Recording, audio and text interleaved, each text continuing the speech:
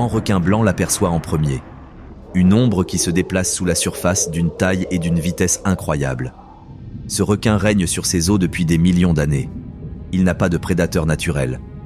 Rien ne chasse le grand requin blanc. Jusqu'à maintenant. L'orque frappe par en dessous, percutant le requin avec une telle force qu'il le retourne complètement. Et là, un phénomène étrange se produit. Le requin cesse de bouger. Il ne se débat pas, ne lutte pas, ne s'enfuit pas. Il reste simplement suspendu dans l'eau, complètement paralysé, comme si on avait appuyé sur un interrupteur. L'orque maintient le requin dans cette position pendant 15 minutes. 15 minutes d'immobilité absolue pendant que le requin suffoque, incapable de faire circuler l'eau à travers ses branchies. Une fois mort, l'orque fait quelque chose d'encore plus étrange. Elle ne mange pas le requin en entier. Elle pratique une unique incision chirurgicale le long du ventre, retire uniquement le foie, un organe de la taille d'un ballon de plage gorgé de graisse et de nutriments, et laisse le reste de la carcasse sombrer dans l'obscurité. En quelques heures, tous les grands requins blancs dans un rayon de 100 000 sont disparus. Un superprédateur qui a survécu pendant des millions d'années fuit quelque chose de plus dangereux, de plus intelligent, qui chasse avec une précision quasi chirurgicale. Voici donc la question qui révèle tout sur la hiérarchie océanique. Qu'est-ce qui rend une orque si dominante qu'elle peut paralyser un grand requin blanc comme on éteint une machine, terroriser des populations entières de superprédateurs au point de les faire fuir et régner sur tous les océans de la Terre sans un seul ennemi naturel? Car lorsqu'on comprend la réponse, on réalise que l'orque n'est pas simplement un superprédateur de plus en lice pour la première place. Elle évolue à un tout autre niveau. Un niveau où l'intelligence, la culture et la coordination se conjuguent pour créer quelque chose d'inédit dans l'océan. Et une fois que vous aurez vu comment ils sont devenus les maîtres incontestés, vous comprendrez pourquoi rien dans l'océan, ni le grand requin blanc, ni le crocodile marin, ni même le cachalot, ne peut les défier. Au large des côtes de Patagonie, un animal de 6 tonnes accomplit un exploit quasi impossible. Il se jette sur une plage. L'orque accélère à pleine vitesse, prenant de l'élan à mesure qu'elle approche du rivage. Au dernier moment, elle surfe sur une vague et s'échoue sur le sable, son corps massif glissant sur la plage comme un missile. Un jeune lion de mer se trouve sur le rivage, totalement inconscient du danger. Les mâchoires de l'orque se referment brusquement sur lui. Et puis vient le moment qui semble suicidaire. L'orque se retrouve échoué sur la terre ferme, des tonnes de muscles et de graisse écrasant son propre poids, ses organes menacés d'être broyés, sa température corporelle grimpant rapidement sous le soleil. Un seul faux pas et ce superprédateur devient une victime échouée, suffoquant sous sa propre masse. Mais l'orque ne panique pas. Elle se débat avec une précision calculée, utilisant chaque mouvement pour regagner lentement l'eau. 30 secondes plus tard, elle replonge dans l'océan, un lion de mer entre ses mâchoires, comme si elle venait d'accomplir l'acte le plus naturel au monde. Voici ce qui explique la dominance des orques. Seul ce groupe d'orques agit ainsi. Les orques d'autres régions du monde, même celles qui chassent les mêmes proies, ne s'échouent jamais. Elles utilisent des stratégies complètement différentes. Il ne s'agit pas d'instinct. L'instinct est inné, universel au sein d'une espèce. C'est ce qui distingue les orques de tous les autres superprédateurs marins. Voilà ce qu'est la culture. Et c'est la culture qui fait des orques les reines absolues. Car lorsqu'un grand requin blanc chasse, il utilise la même stratégie que ses ancêtres il y a des millions d'années, la vitesse, la surprise et cette morsure dévastatrice. Perfectionnée au fil de l'évolution, cette stratégie est immuable. Un grand requin blanc ne peut pas soudainement décider de chasser différemment. Il ne peut pas apprendre une nouvelle technique et la transmettre à sa progéniture. Il chasse selon les préceptes de son ADN. Il en va de même pour tous les autres prédateurs marins. Les crocodiles marins utilisent les mêmes tactiques d'embuscade qu'ils emploient depuis des millénaires. Les calmars géants chassent avec les mêmes coups de tentacules que leur espèce a toujours utilisés. Les requins-tigres patrouillent et se nourrissent de charognes grâce à des stratégies inscrites dans leur biologie. Mais les orques apprennent, elles innovent, elles enseignent. Et surtout, elles perfectionnent leurs techniques au fil des générations, s'améliorant et s'adaptant constamment à de nouvelles proies, de nouveaux environnements et de nouveaux défis. Ce comportement d'échouage en Patagonie, il a été inventé. Il y a des décennies, voire des siècles, une orque a compris que les otaries étaient vulnérables sur le rivage. Elle a alors tenté de s'échouer, Probablement maladroitement, sans doute dangereusement. Mais ça a fonctionné. Et cet orque a transmis la technique à sa progéniture. Celle-ci l'a perfectionnée, l'a enseignée à ses petits, et c'est devenu une tradition culturelle transmise de génération en génération avec la précision d'une intervention chirurgicale. C'est ce qui distingue fondamentalement les orques de tous les autres prédateurs. Elles n'évoluent pas seulement sur des millions d'années, mais innovent sur des décennies. Cela leur permet de s'adapter pour chasser des proies que les autres prédateurs ne peuvent même pas envisager. En Antarctique, les orques étaient confrontés à un problème. Des phoques se reposant sur la banquise, à l'abri de tout prédateur nageant en dessous. N'importe quel autre prédateur aurait renoncé. Les phoques étaient hors de portée. L'évolution n'a doté ni les requins, ni les phoques léopards, ni aucun autre prédateur antarctique d'une telle solution. Mais les orques ont trouvé la solution. Des chercheurs ont observé un groupe d'orques plongés sous un bloc de glace où se reposait un phoque. 4 orques nageaient en formation parfaite, leur vitesse et leur profondeur étant parfaitement synchronisées. Puis, à un signal imperceptible pour l'homme, elles ont fait surface simultanément, créant une vague qui a déferlé sur la glace et projeté le phoque à l'eau. Imaginez ce que cela implique. Comprendre la physique, que des mouvements synchronisés créent des vagues. Comprendre la coopération, que les 4 orques doivent agir exactement au même moment. Comprendre la relation de cause à effet, que cette action coordonnée précise produit un résultat précis. Il s'agit là de la physique utilisée comme une arme par des animaux qui la comprennent suffisamment bien pour l'exécuter parfaitement sur le terrain. Et voici ce qui est vraiment remarquable. Ces orques ne pratiquent pas ce comportement partout. Seuls les orques de l'Antarctique utilisent le ressac. En Norvège, elles chassent en encerclant les bancs de harengs et les assomment d'un coup de queue. En Alaska, elles rabattent les saumons dans des baies peu profondes et les piègent. En Nouvelle-Zélande, elles ont appris à voler les poissons directement sur les lignes de pêche sans se faire prendre. Chaque région possède ses propres techniques. Chaque groupe a ses propres traditions. Et toutes ces techniques sont enseignées, pratiquées et perfectionnées par transmission culturelle. Voilà pourquoi les orques sont les reines incontestées. Alors que les autres superprédateurs sont limités par leur programmation évolutive, les orques ne sont limités que par leur capacité d'apprentissage. Et elles peuvent apprendre à chasser n'importe quoi. Mais les techniques de chasse culturelle ne sont que le point de départ de la domination des orques. Car ce qui fait d'elles les véritables chefs, ce n'est pas seulement leur capacité d'apprentissage, c'est ce qu'elles ont appris à faire subir aux autres superprédateurs. Le grand requin blanc retourné sur le dos et paralysé, c'est ce qu'on appelle l'immobilité tonique. Lorsqu'un requin est retourné sur le dos, il entre dans un état catatonique où il est incapable de bouger, de se défendre ou de s'échapper.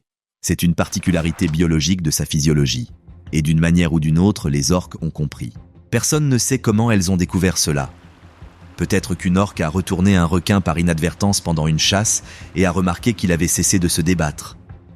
Peut-être est-ce le fruit d'essais et d'erreurs répétées. Quoi qu'il en soit, les orques ont appris qu'en retournant un requin, on transforme l'un des prédateurs les plus dangereux des océans en une proie sans défense. Et ils ne se sont pas contentés de l'apprendre. Ils l'ont perfectionné. Ils ont affiné la technique au fil des générations jusqu'à ce qu'elle devienne d'une précision chirurgicale. Au large des côtes sud-africaines, 2 orques mâles, Port et Starboard, chassent systématiquement les grands requins blancs depuis 2017. Ils ne les affrontent pas de front, évitant ainsi les risques de blessures causées par leurs dents acérées. Ils les retournent simplement, les maintiennent la tête en bas jusqu'à ce qu'ils suffoquent, puis pratiquent une incision précise pour extraire le foie, l'organe le plus riche en nutriments du requin. C'est efficace, c'est calculé. C'est une technique si efficace que les grands requins blancs, animaux qui ont survécu pendant des millions d'années en tant que superprédateurs, n'ont aucune défense contre elle. Et voici ce qui démontre véritablement la domination des orques.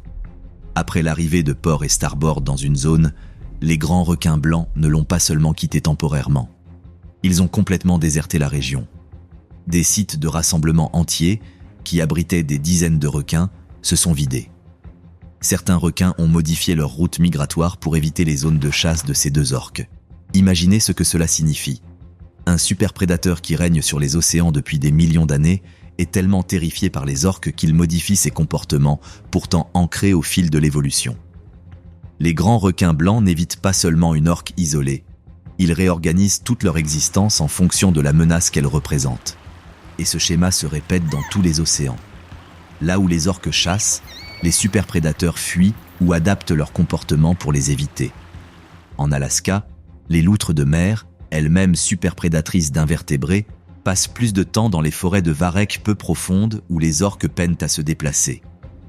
En Californie, les éléphants de mer se prélassent sur les plages plus tôt dans la saison pour éviter les périodes de chasse des orques.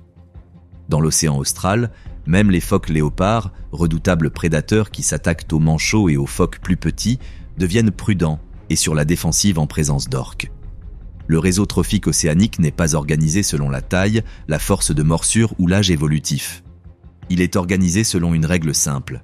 Les orques sont au sommet et tout le reste adapte son comportement en conséquence. Mais la capacité à retourner les requins et à terroriser les grands requins blancs n'explique qu'une partie de la domination des orques. Car ce qui les rend véritablement invincibles, ce ne sont pas seulement leurs techniques individuelles, mais aussi leur coordination en groupe. Lorsqu'un groupe d'orques chasse, elles n'agissent pas comme des individus se trouvant par hasard au même endroit. Elles forment une seule unité coordonnée, chaque membre jouant un rôle précis, communiquant constamment et ajustant leur stratégie en temps réel en fonction de ce qui fonctionne et de ce qui ne fonctionne pas. En Norvège, des chercheurs ont observé des orques chasser le hareng en cercle concentrique.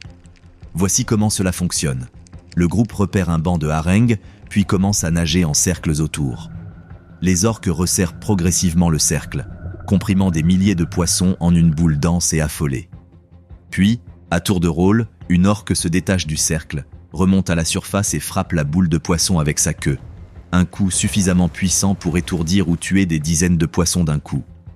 Pendant que cette orque se nourrit des poissons étourdis, une autre se met en position pour porter le prochain coup de queue. C'est systématique. C'est organisé. C'est une attaque coordonnée qui maximise l'efficacité tout en minimisant les risques pour chaque orque. Et voici ce qui rend ce niveau de coordination possible. La communication des orques est parmi les plus sophistiquées du règne animal.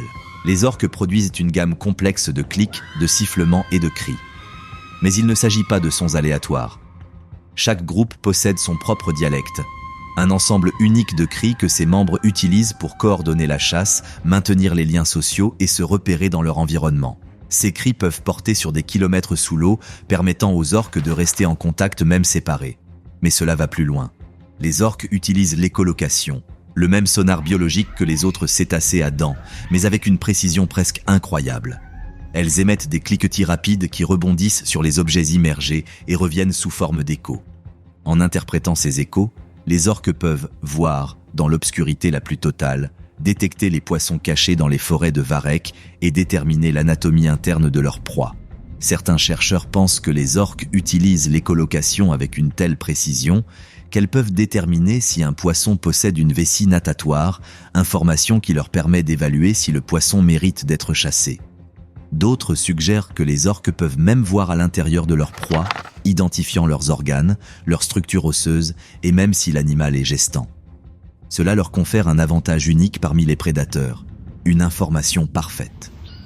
Tandis qu'un requin chasse grâce à son odorat et aux vibrations, et qu'un crocodile s'appuie sur sa vision et ses capteurs de pression, les orques peuvent cartographier leur environnement en 3 dimensions uniquement grâce au son. Elles savent précisément où se trouve leur proie, comment elle se déplace et à quel moment précis attaquer. Et lorsque l'on combine cet avantage sensoriel avec des tactiques de groupe coordonnées, on obtient quelque chose d'inédit. Un prédateur qui fonctionne davantage comme une unité militaire que comme un animal suivant son instinct. Mais c'est là que la domination des orques devient véritablement extraordinaire. Car il ne s'agit pas seulement de leur capacité à chasser n'importe quoi, à coordonner parfaitement leurs attaques et à terrifier les autres superprédateurs. Il s'agit du fait qu'elles choisissent leur proie en fonction de traditions culturelles qui n'ont rien à voir avec la biologie. Dans le Pacifique Nord-Ouest, 2 populations d'orques distinctes cohabitent dans les mêmes eaux, les orques résidentes et les orques de passage. Les orques résidentes se nourrissent principalement de poissons, notamment de saumon. Les orques de passage, également appelés orques de Big, chassent des mammifères marins comme les phoques, les otaries et même d'autres baleines. Ces 2 populations se rencontrent régulièrement. Elles vivent dans le même océan, parcourent les mêmes territoires et ont accès aux mêmes proies. Pourtant, elles ne se reproduisent jamais entre elles. Elles ne chassent jamais ensemble. Elles n'utilisent même pas les mêmes vocalisations. Elles ont des dialectes, des structures sociales et des techniques de chasse différents. Ils sont génétiquement suffisamment similaires pour se reproduire entre eux, mais culturellement suffisamment différents pour ne pas le faire. Réfléchissez à ce que cela signifie. Biologiquement, ces orques pourraient s'accoupler et avoir une descendance viable. Mais la culture, les comportements acquis et transmis de génération en génération créent une barrière aussi solide que s'il s'agissait d'espèces totalement différentes. Il s'agit d'une domination par la culture. Les orques résidentes pourraient chasser les phoques si elles le voulaient. Elles en ont les capacités physiques, l'intelligence et la coordination. Mais elles ne le font pas, car leur culture leur dicte de se nourrir de poissons. Les orques de passage pourraient manger du saumon, mais elles ne le font pas, car leur culture est axée sur les mammifères marins. Cette spécialisation culturelle les rend encore plus efficaces. Un groupe d'orques sédentaires a perfectionné pendant des générations ces techniques de chasse au saumon. Repérer les bancs, les rabattre vers les baies et les assommer d'un coup de queue. Un groupe de passage a mis au point des stratégies pour chasser les phoques, s'approcher silencieusement, créer des vagues pour les faire décoller de la glace et coordonner les attaques contre les proies dangereuses. Chaque groupe culturel règne en maître absolu sur son créneau spécifique. Et comme ces traditions culturelles se transmettent et s'affinent de génération en génération, elles gagnent en sophistication avec le temps. C'est l'évolution à une vitesse fulgurante. Alors que d'autres espèces attendent des millions d'années pour des mutations bénéfiques, les orques améliorent leur efficacité de chasse en quelques décennies grâce à l'innovation culturelle. Mais tout cela, leur technique de chasse culturelle, leur domination sur les superprédateurs, leur coordination sophistiquée, n'explique pas encore pleinement pourquoi les orques règnent en maîtres absolus.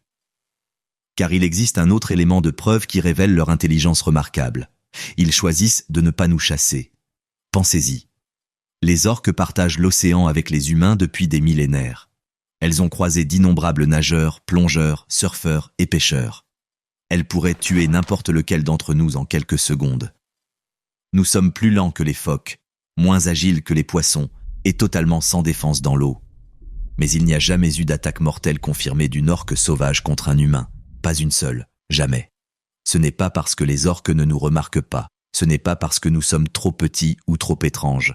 Les orques ont appris à chasser des proies bien plus étranges que les humains. Elles se sont adaptées à la chasse d'animaux que leurs ancêtres n'ont jamais rencontrés. Alors pourquoi nous épargner ? Certains chercheurs pensent que nous ne faisons pas partie de leur régime alimentaire traditionnel. Leurs mères et grands-mères ne leur ont jamais appris que les humains sont de la nourriture. Nous ne sommes donc pas considérés comme des proies. Pour une orque, nous ne sommes peut-être qu'une créature étrange de l'océan, ni poisson, ni phoque, ni baleine. Tout simplement anormaux. Mais d'autres chercheurs pensent qu'il s'agit de quelque chose de plus calculé. Ils estiment que les orques sont suffisamment intelligentes pour comprendre les relations de cause à effet à une échelle qui dépasse les conséquences immédiates. Une histoire du Pacifique Nord-Ouest pourrait l'expliquer. Au début du XXe siècle, les baleiniers chassèrent les orques sans relâche, les tuant pour leur huile et parce qu'elles concurrençaient la pêche commerciale. Un orque en particulier, un grand mâle, fut blessé par balle mais survécut. Des chercheurs l'identifièrent plus tard grâce à ses cicatrices et suivirent son évolution pendant des années. Il ne s'approcha plus jamais d'un bateau. Pas une seule fois. Il remontait à la surface à distance, observait, puis replongeait et disparaissait. Il avait compris que les bateaux étaient synonymes de danger. Et apparemment, il transmit cette méfiance à son groupe, car les autres membres commencèrent à éviter les bateaux de la même manière. Ce n'est pas de l'instinct, c'est de l'apprentissage. C'est la culture qui s'adapte à la menace en temps réel. Alors peut-être que les orques ne nous chassent pas parce qu'elles comprennent quelque chose de terrifiant. Nous sommes dangereux d'une manière qui dépasse la simple menace physique. Nous avons des bateaux, nous avons des armes, nous sommes capables de nourrir de la rancune et de riposter, non pas avec nos dents et notre force, mais grâce à une technologie qui peut anéantir des populations entières. Et les orques, avec leur cerveau massif, leur connaissance culturelle et leur capacité à élaborer des stratégies à plusieurs coups d'avance, ont apparemment décidé qu'attaquer les humains ne valait pas le risque. Ce qui signifie que le maître absolu des mers choisit consciemment de nous laisser tranquilles. Non pas parce qu'il est incapable de nous tuer, il en est parfaitement capable, mais parce qu'il est assez intelligent pour comprendre qu'il ne le devrait pas. Ce n'est pas de l'instinct, c'est de la pensée stratégique. C'est un animal qui observe une autre espèce et prend une décision calculée en fonction des conséquences à long terme. Et c'est peut-être la preuve la plus convaincante de l'intelligence des orques dont nous disposons. Car cela signifie qu'elles ne se contentent pas d'obéir à un programme. Elles font des choix en fonction de l'évaluation des risques, de l'analyse des conséquences et de la compréhension de relations complexes de cause à effet qui s'étendent sur le temps. Lorsque le docteur Ingrid Visser a fait arrêter l'orque à 1 mètre de distance pour l'observer, ce n'était pas un hasard si elle était épargnée. L'orque prenait une décision. Elle l'évaluait, cherchant à savoir si elle était une proie, une menace ou autre chose. Et elle a choisi de s'éloigner. Vous n'avez pas été épargné par chance. Vous l'avez été par choix. Et le plus puissant prédateur des océans fait ce choix, encore et encore, chaque jour depuis des milliers d'années. Voilà ce qui fait des orques les maîtres incontestés. Non seulement leur domination physique, mais aussi leur domination cognitive. Non seulement leur capacité à tuer, mais aussi leur intelligence qui leur permet de choisir quand tuer est justifié et quand ça ne l'est pas. Tous les autres superprédateurs fonctionnent selon un instinct perfectionné au fil de millions d'années d'évolution. Les grands requins blancs chassent parce que c'est ce que leur ADN leur dicte. Les crocodiles marins tendent des embuscades parce que l'évolution les a programmés pour cela. Les calmars géants frappent avec leurs tentacules parce que c'est la stratégie inscrite dans leur biologie. Mais les orques évaluent. Elles analysent. Elles apprennent. Elles enseignent. Elles innovent. Et elles prennent des décisions stratégiques qui tiennent compte des conséquences à long terme. Il s'agit d'une domination d'un tout autre niveau. Cet animal ne se contente pas d'être au sommet de la chaîne alimentaire, il évolue sur un plan d'existence différent de celui de tous les autres prédateurs marins. Alors pourquoi l'orque est-elle la maîtresse absolue des mers? Ce n'est pas parce qu'ils sont les plus gros, les baleines bleues sont plus grandes. Ce n'est pas parce qu'ils ont la morsure la plus puissante, les crocodiles mordent plus fort. Ce n'est pas parce qu'ils sont les plus rapides, les marlins sont plus rapides. C'est parce qu'ils sont les seuls super-prédateurs à combiner capacité physique et innovation culturelle, coordination sophistiquée et intelligence stratégique, prouesse de chasse et capacité à choisir consciemment quand et comment utiliser ces prouesses. Les orques dominent l'océan non pas par la seule force brute, mais grâce à une intelligence qui leur permet de s'adapter plus vite que l'évolution, de mieux se coordonner que n'importe quel autre prédateur et de prendre des décisions stratégiques qui tiennent compte de conséquences que les autres animaux ne peuvent même pas percevoir. Ils ont appris à paralyser les grands requins blancs en exploitant une particularité biologique inconnue des autres prédateurs. Ils ont inventé des techniques de chasse comme le déferlement des vagues et l'échouage intentionnel, qui nécessitent une compréhension des lois de la physique. Ils ont développé des traditions culturelles si distinctes que les populations vivant dans les mêmes eaux ne se croisent pas. Et ils ont fait le choix stratégique de laisser les humains tranquilles, bien qu'ils soient parfaitement capables de nous chasser. Voilà à quoi ressemble la domination absolue. Non pas un animal qui se dispute la première place, mais un animal qui évolue à un niveau tellement supérieur à la concurrence que rien d'autre ne peut l'égaler. Le grand requin blanc qui fuit terrorisé ne fuit pas un prédateur plus imposant. Il fuit quelque chose de plus intelligent, capable d'apprendre ses faiblesses et de les exploiter avec une précision chirurgicale. Le phoque sur la banquise n'est pas tué par un chasseur plus fort. Il est tué par une équipe coordonnée qui maîtrise suffisamment la physique pour l'utiliser comme une arme. Et lorsque vous êtes dans l'eau et qu'une orque passe à côté de vous sans vous blesser, vous n'êtes pas simplement ignoré par un prédateur aveugle. Vous êtes consciemment épargné par une intelligence qui vous a évalué, a mesuré les conséquences et a fait un choix stratégique. L'orque n'est pas seulement la reine incontestée des mers parce qu'elle peut tout tuer. Elle l'est parce qu'elle est assez intelligente pour savoir quand elle doit agir et quand elle ne doit pas. Cette combinaison de puissance et d'intelligence, de prouesse de chasse et de pensée stratégique, de domination physique et de sophistication culturelle a rendu l'orque intouchable, incontestée, la souveraine incontestée de tous les océans de la Terre. Non pas par la seule évolution, mais par la culture, l'innovation et l'intelligence qui ne cessent de progresser à chaque génération. C'est pourquoi l'orque règne en maître absolu sur les mers. Et c'est pourquoi rien, ni le grand requin blanc, ni le cachalot, ni même l'homme, ne peut contester cette position.